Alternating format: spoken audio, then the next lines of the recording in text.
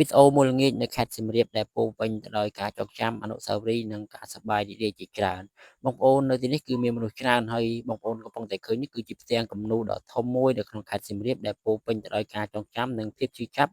បង្កប់គ្រប់អត្ថន័យនៅទីនេះប្រជាជនខ្មែរគឺបង្ហាញពីការជឿចាប់បង្ហាញពីភាពលំបាកបង្ហាញពីការតស៊ូជាមួយនឹងសង្គ្រាមនៅទីនេះគឺគ្រប់បែបយ៉ាង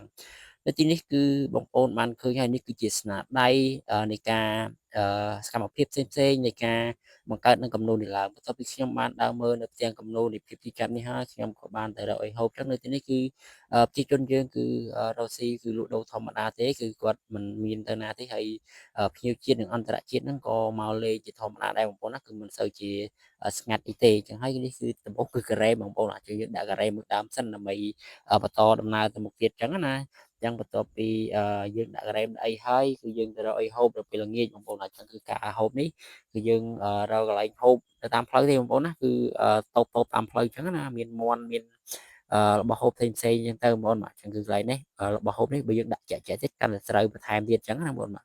អញ្ចឹងគឺកន្លែងនេះគឺមានអ្នកលក់ដូរច្រើនបងប្អូនអញ្ចឹងបងប្អូនអាចអញ្ជើញមកបានមកសៀមរាបអីគឺមកមិនខ្វះទេបងប្អូននៅតាមផ្លូវអីចឹងណាបងប្អូនបាទគឺមកមិនខ្វះទេហើយបន្ទាប់ពីយើងហូបអីហើយគឺយើងចាប់ផ្ដើមដើររក